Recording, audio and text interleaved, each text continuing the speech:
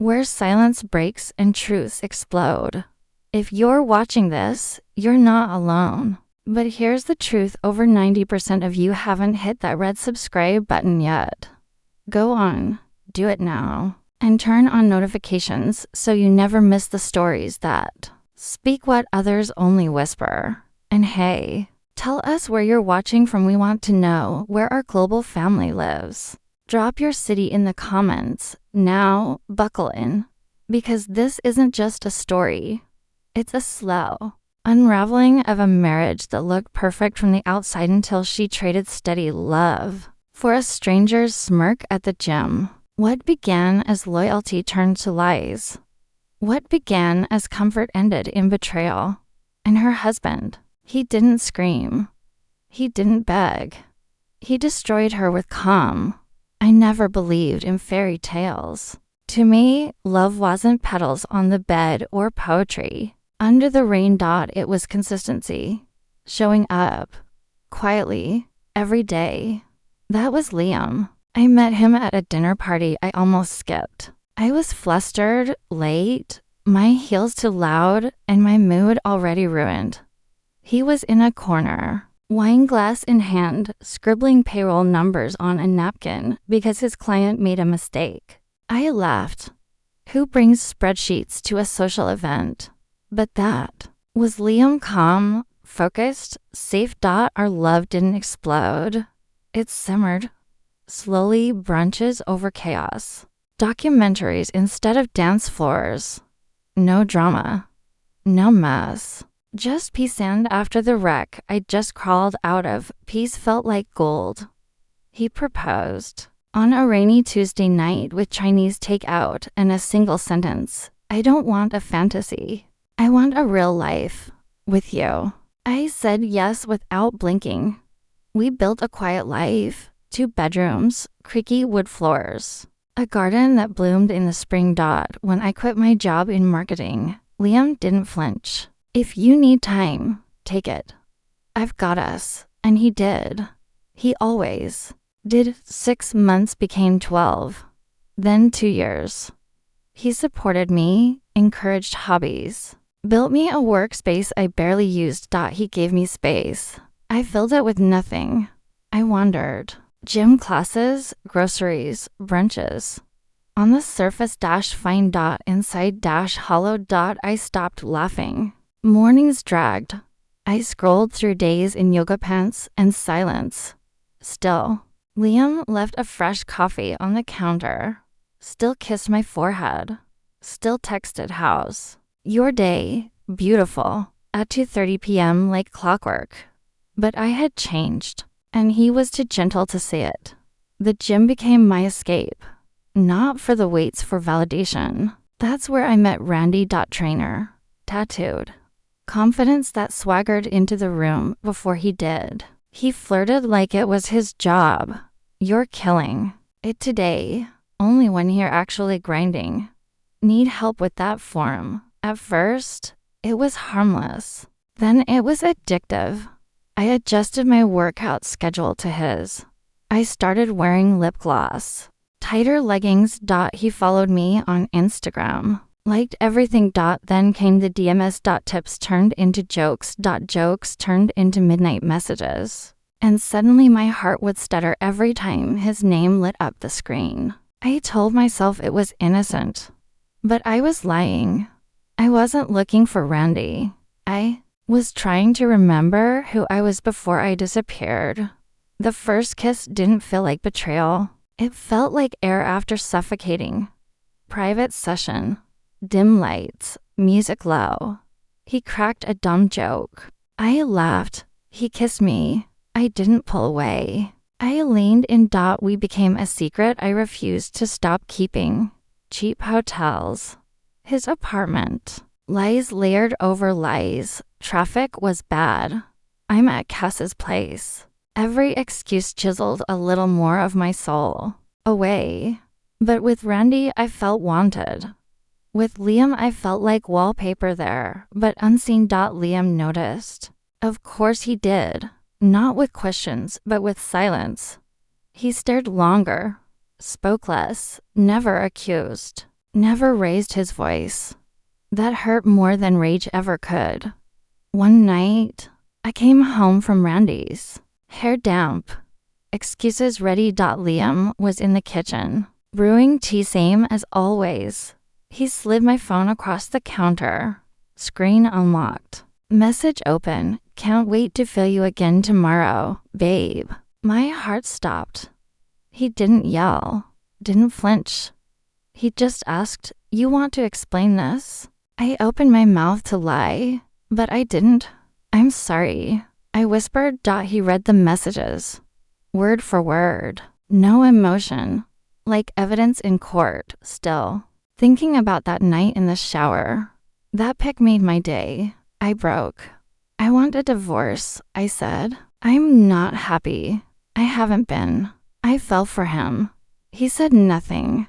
I want half. I continued. Half the house, half the savings.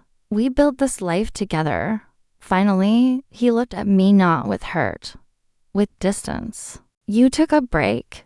I didn't ask you to give anything up, he said. Still, I deserve. I tried to say, you deserve what? Brittany, he asked, and I didn't know, because this wasn't how it was supposed to go. He didn't fight.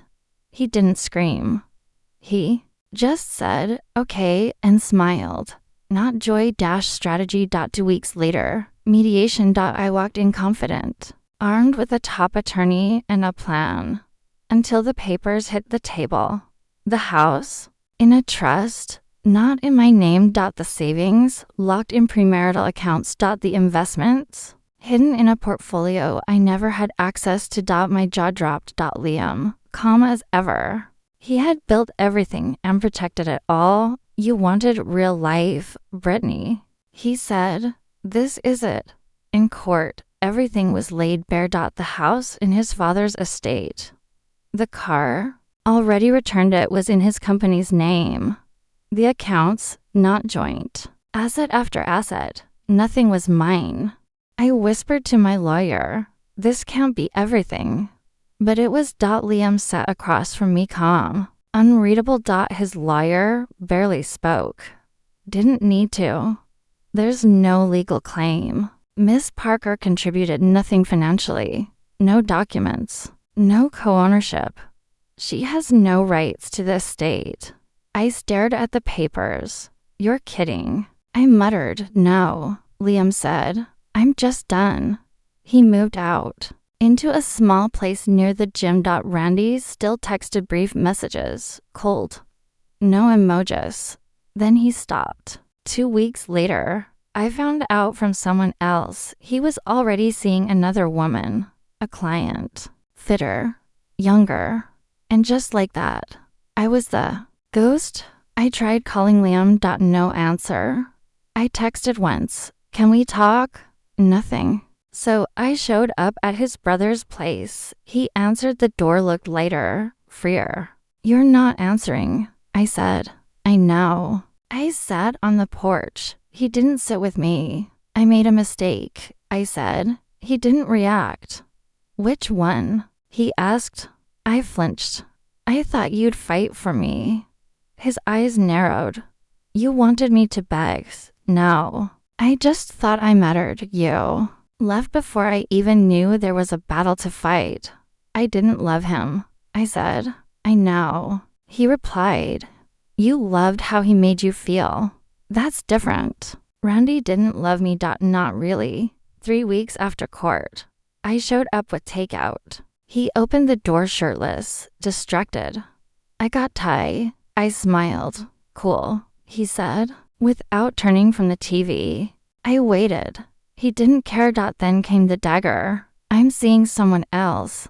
What? It's not serious. But things changed. You're serious? He finally looked at me. You left your husband. You can't be mad. I don't want to play husband either. No apology. No guilt. I couldn't look at myself in the mirror. Not really. I put on makeup, lip gloss, but never met my own eyes. I didn't like the woman staring back, because she was someone who left love for lust, trust for thrills. I traded safety for sparks. And they burned out fast. Just detachment. Liam didn't celebrate, didn't post photos, didn't lash out. He just started over. New paint. Navy blue. A dog named Scout. Morning runs not to escape anything, but because they made him feel alive. One morning, coffee in hand, he exhaled and realized the ache was gone.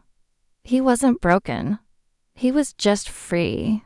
Then came the letter from her sister. She's alone now. Randy left her too. She's not in a good place. I'm not asking for sympathy. I just thought you deserved to know.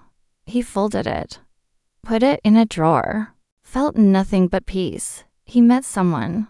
Emily. An old friend, reappearing at the right time. No drama. Just poetry in bookstores and warm coffee. In quiet cafe acute as. They talked. Walked. No one asked for 100 texts a day. They just showed up. Steady, grounded. Whole. He told her the truth. Everything. She didn't try to fix it. She just held his hand and said, maybe the fire burned away what needed to go. Then, one day months later, a message arrived.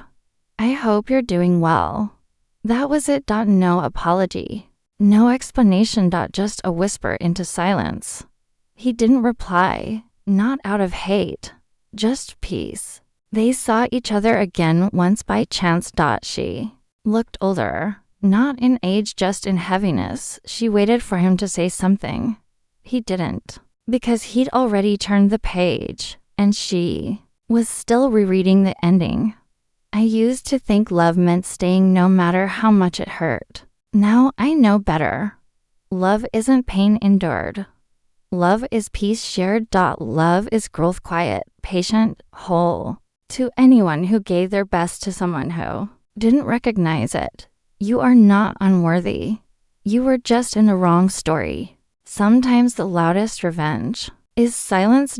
And the deepest healing is choosing peace. What would you have done if you were in Liam's shoes? Ever been betrayed by someone who called it love? Share your story in the comments. Like if this hit home. Subscribe for more powerful stories like this. We'll see you next week, same time, same truth.